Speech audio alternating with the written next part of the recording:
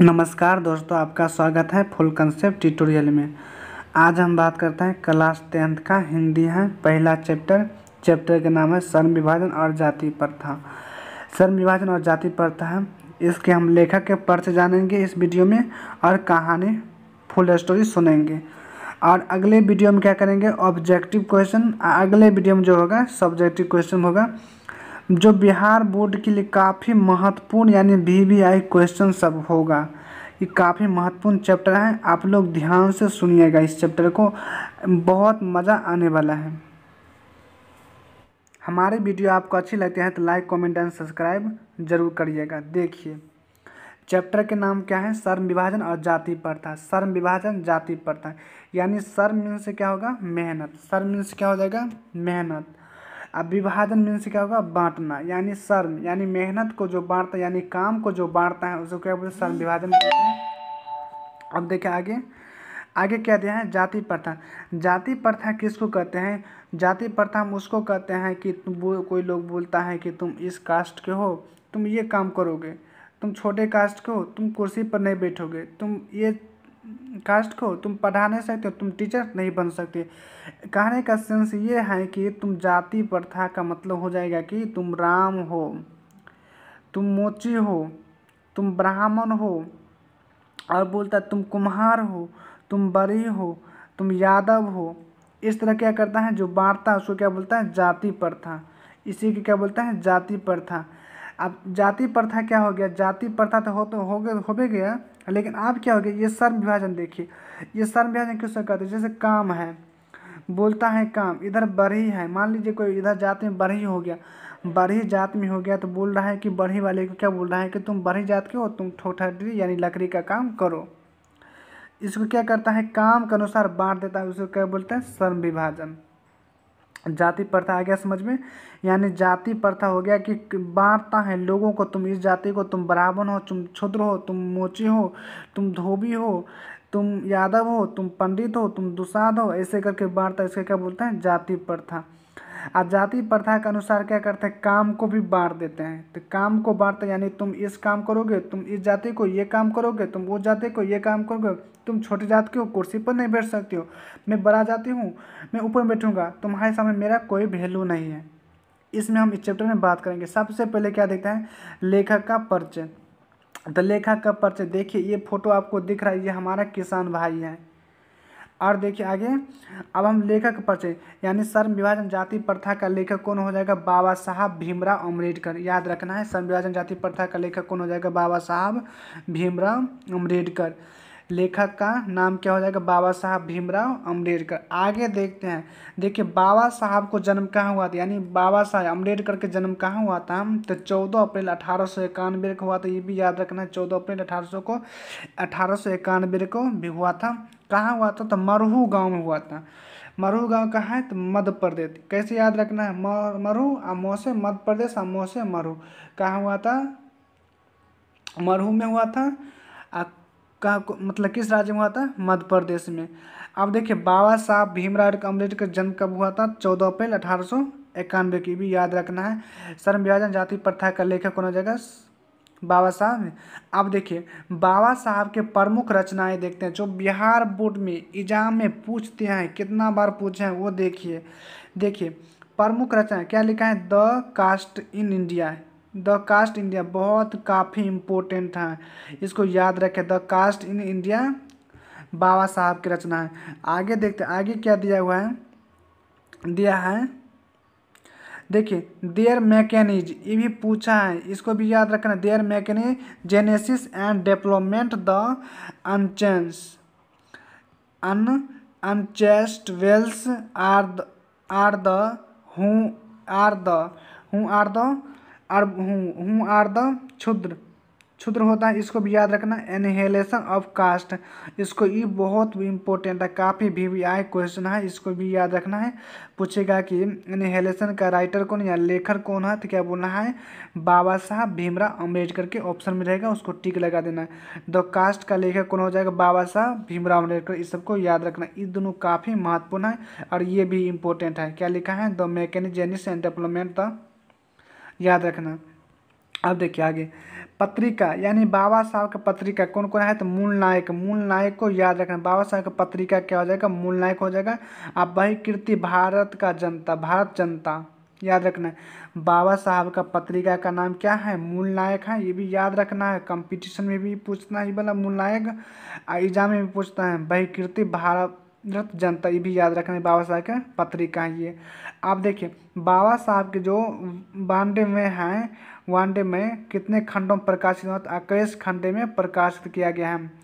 बाबा साहब का वांड में कितने खंडों में प्रकाशित किया गया, 21 खंड में प्रकाशित किया गया है। इस वीडियो से आपको एक भी क्वेश्चन यानी एक भी ऑब्जेक्टिव आपको कुछ नहीं छूटेगा, आप पूरा ध्यान से इस वीडियो को देखिए। अब देखिए आगे क्या लिखा है कि प्राथमिक शिक्षा के बाद ब्रोद्रा नरेश के प्रोत्साहित, यानी कोई उसके गांव कौन था, ब्रोद्रा नरेश था, वो क्या क्या उसको प्रोत्साहित किया, उच्च शिक्षा प्राप्त की, कहाँ भेजा उसको, अमेरिका से लंदन, अमेरिका गया और वहाँ से कहाँ गया, लंदन गया। यानी पूछे गया कि बाबा साहब उच्च शिक्षा प्राप्त करने के लिए कहाँ गया था, अमेरिका और लंदन, याद रखना, अमेरिका और लंदन दोनों याद रखना। बाबा साहब उच्च शिक्षा प्राप्त करने के लिए कहाँ गया था, अमेरिका और लंदन, याद हो गया होगा। अगला रहेगा कि मतलब बाबा साहब कहाँ वकालत कुछ दिन तक की, याद रखना है। स्वदेश में मरना है, विदेश में मरना, देश में, ये सब याद रखना है। यानी ऑप्शन में दिया रहेगा कि स्वदेश होगा, विदेश होगा, इनमें सभी होगा, ये सब रहना। यानी किस पर मारना है, स्वदेश पर ऑप्शन रहेगा, उसमें स्वदेश पर लगाना है। बाबा साहब कहाँ वकालत की है, स्वदेश में की है, याद रखना है। आगे देखिए, अब देखिए बाबा साहब के प्रमुख व्यक्ति यानी किस किस से ये प्रभावित, बाबा साहब के रास्ता बताने वाला कौन कौन व्यक्ति हैं, तो पहला क्या याद रखना, बुद्ध, पहला कौन हो जाएगा, बुद्ध, बुद्ध भगवान हो जाएगा। कबीर और ज्योतिषा फुले हो जाएगा, याद रखना है। बाबा साहब के जीवन में कौन कौन व्यक्ति से प्रभावित थे, बाबा साहब कौन कौन व्यक्ति प्रभावित हुए थे, यानी बुद्ध से हुए थे, कबीर से हुए थे और ज्योतिषा फुले से हुए थे, याद रखना। आगे देखते हैं,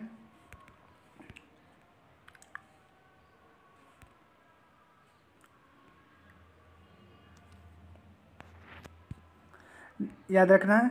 आगे देखिए आगे क्या दिया हुआ है, देखिए अब बाबा साहब के अन्य नाम क्या हैं, तो बाबा साहब का बाबा भीमराव अम्बेडकर के ये भी नाम है, लोग अलग अलग नाम से पुकारते हैं, बाबा साहब भीमराव, और संविधान का निर्माता इसे भी कहते हैं और संविधान का जनक भी कहते हैं, याद रखना। बाबा साहब का अन्य नाम क्या है, बाबा साहब भीमराव अम्बेडकर, संविधान निर्माता और संविधान जनक, याद रखना है। आगे देखिए बाबा साहब का पिताजी का क्या नाम है, तो रामजी सकलपाल। बाबा साहब यानी भीमराव अम्बेडकर का नाम क्या है, पिताजी का रामजी सकलपाल था, याद रखना ये भी पिताजी का नाम। आप देखिए इसका निधन कहाँ हो गया था, सन 1956 में दिल्ली में हो गया था, दिसंबर 1956 में कहाँ हो गया था, दिल्ली में हो गया था। बाबा साहब का निधन कब हुआ था, सन 1956 में दिल्ली। बाबा साहब का जन्म क्या तो 14 अप्रैल 1891 हुआ था, कहाँ हुआ था, तो महू मध्य प्रदेश में हुआ था, याद रखना है। मृत्यु कहाँ हुआ था, तो दिल्ली में हुआ था, कब हुआ था, तो 1956 में, किस महीना हुआ था, तो दिसंबर में, याद रखना है। देखिए बाबा साहब का किताब एगो है एनहिलेशन ऑफ कास्ट, याद रखना है, कब प्रकाशित हुआ होता है, 1936 में। बाबा साहब की किताब का क्या नाम है, एनहिलेशन ऑफ कास्ट, कब प्रकाशित हुआ था, 1936 में, याद रखना है। अब देखिए अब एनहिलेशन को मतलब अनुवाद कौन किया, हिंदी में कौन लाया उसको, क्या लिखा, ललई सिंह, क्या लिखा है, ललई सिंह यादव ने किस में लाया था उसको, हिंदी में रूपांतरण करके चेंज कर दे। इनहेलेशन ऑफ कास्ट को कौन चेंज किया, ललई सिंह यादव, ये भी याद रखना है। अब देखिए आगे, अब हो गया, अब हम चैप्टर पढ़ते हैं। चैप्टर में देखिए चैप्टर में क्या है, तो चैप्टर हम पढ़ने वाले हैं कि जाति प्रथा।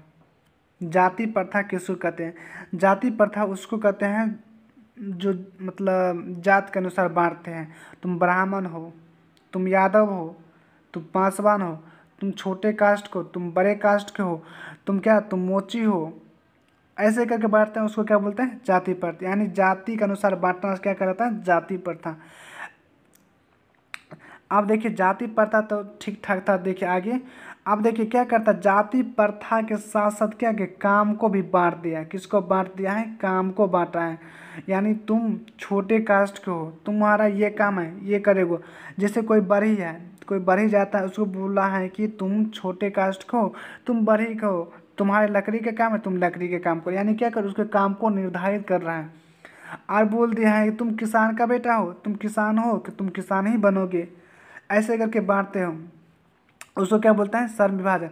यानी श्रम विभाजन जाति प्रथा के साथ साथ क्या करता है, श्रम यानी काम को भी बंटवारा कर दिया गया है। कौन बंटवारा किया है, तो देखिए ये है, ये जातिवाद के पोषक, ये कौन हो जाएगा, जातिवाद का पोषक है, याद रखना है, ये कौन हो जाएगा, जातिवाद का पोषक है। यही लोग हैं जो बांटते रहते हैं। देखिए आगे, देखिए आगे क्या दिया हुआ है, जाति प्रथा, जाति तो आपको समझ में आ गया होगा, तुम छोटे मतलब जाति को क्या करता है, जो जाति जाति के अनुसार बांटता है उसको जाति प्रथा, उसी को काम को बांटते हैं यानी उसके अनुसार। यानी तुम क्या बोलते हैं, तुम छोटी जात को हो, तुम पढ़ा नहीं सकते हो, तुम टीचर नहीं बन सकते हो, तुम्हारे काम ये नाला साफ करना है, तुम नाला साफ करोगे। तो ये हो गया श्रम विभाजन, यानी श्रम का क्या कर बटा कर दिया। अब देखिए टालू भाव किसको कहते हैं, टालू भाव, अगर मान लीजिए कोई है, मान लीजिए आप मतलब कोई है, कौन है, तो मोची है, मोची का बेटा कोई हो गया, मोची का बेटा। अब मोची का बेटा क्या हो चाहता है, क्या हम गायक बने, क्या बने, वो गायक बनना चाहता मोची का बेटा। और जो जातिवाद के पोषक हैं तो इसको क्या बोला है, तुम क्या हो, तुम मोची का बेटा हो, तुम मोची बनोगे। इसको क्या बोला है, तुम मोची, तुम गायक नहीं बन सकते हो। तो ये व्यक्ति क्या करेगा, गायक, गायक तो नहीं बनेगा, लेकिन टालू भाव से क्या करेगा, इसको ज़बरदस्ती क्या करेगा, उस काम में ढक लेगा, मोची वाले काम में ढक लेगा, ढकल देगा।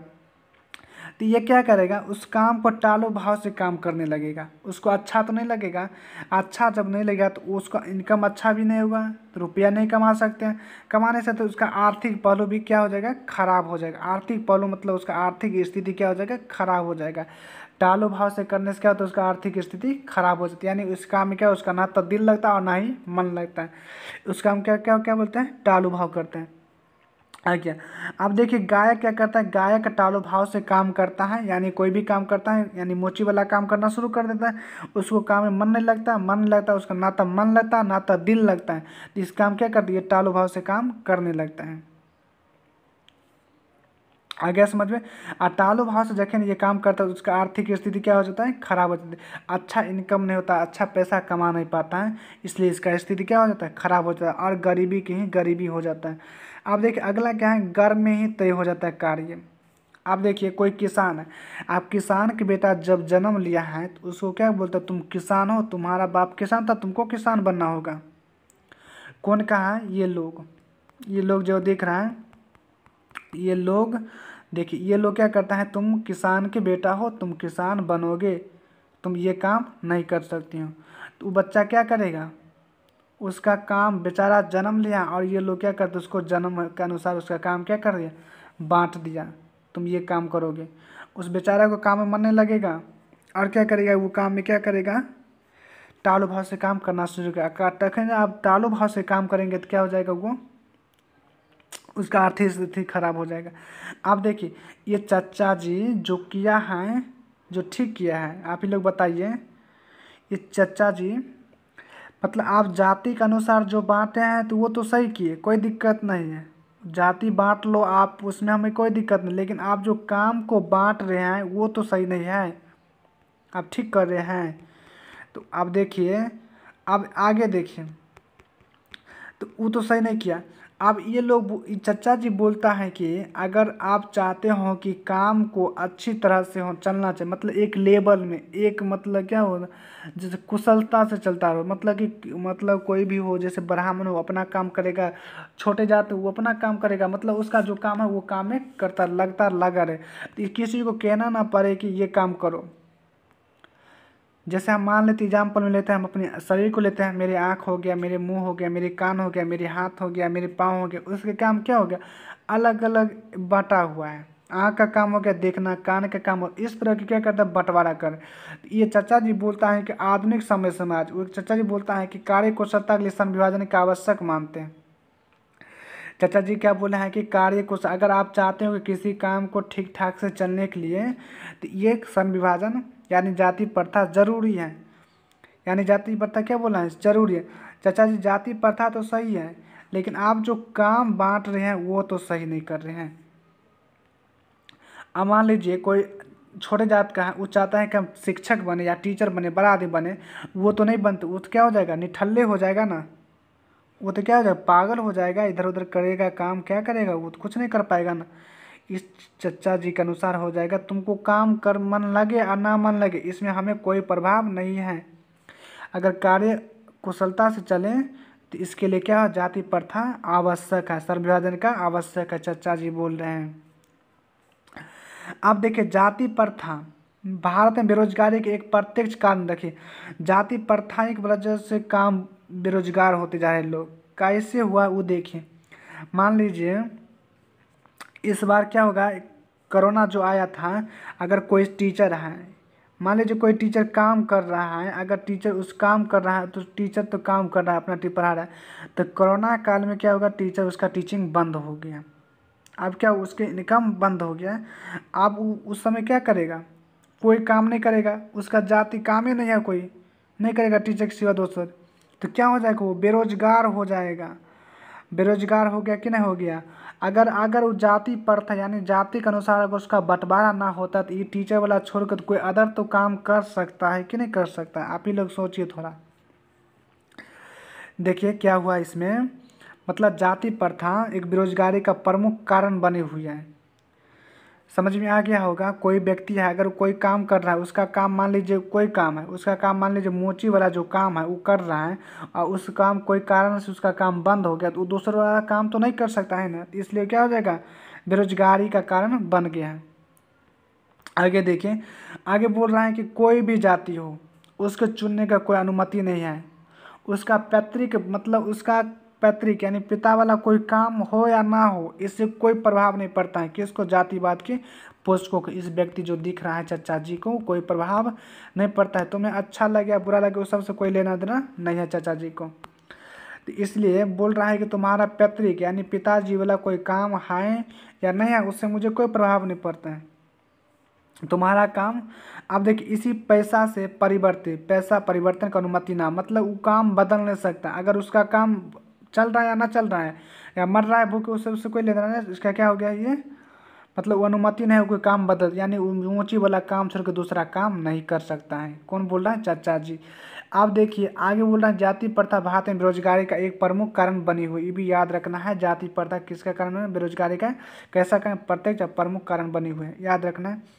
देखिए लोकतंत्र किसको कहते हैं, लोकतंत्र की परिभाषा, लोकतंत्र के परिभाषा का मतलब हो जाएगा कि कोई नेता आया वोट लेके चला गया, और ना तो नेता से मतलब, ना तो जनता से मतलब है, ना तो उससे कोई मतलब है, वोट ले जीत गया कोई मतलब उससे मतलब जनता पर क्या होगा, राज करेगा, ऐसा नहीं होना चाहिए। तो मतलब कि जैसे नेताजी का मतलब हो गया, लोकतंत्र का परिभाषा इसमें ये दे रहा है कि जैसे दूध और पानी का मिश्रण होता है वैसा एक नेता, यानी नेता का प्रभाव जनता पर बना हो रहा है होना चाहिए, और जनता का प्रभाव नेता के प्रति बना, यानी दोनों मिला होना चाहिए, जैसे दूध और पानी होता है। तो आ गया होगा समझ में, इससे आगे कुछ भी नहीं है। देखिए इतना ही इस चैप्टर में था। हमारे वीडियो अगर आपको अच्छी लगती है तो लाइक कमेंट और सब्सक्राइब जरूर करिएगा। आगे हम ऑब्जेक्टिव क्वेश्चन को बात करेंगे। देखिए यहाँ पर क्या लिखा है, आधुनिक समाज, क्या लिखा है, आधुनिक समाज समय सभ्यता कुशलता किससे आवश्यक मानती है, यानी कुशलता से अगर चलना चाहिए एक लेवल के लिए तो किससे आवश्यक है, श्रम विभाजन की आवश्यक है। श्रम विभाजन का किसका आवश्यक है, श्रम विभाजन, यानी जाति प्रथा श्रम विभाजन क्या है उसका आवश्यक है।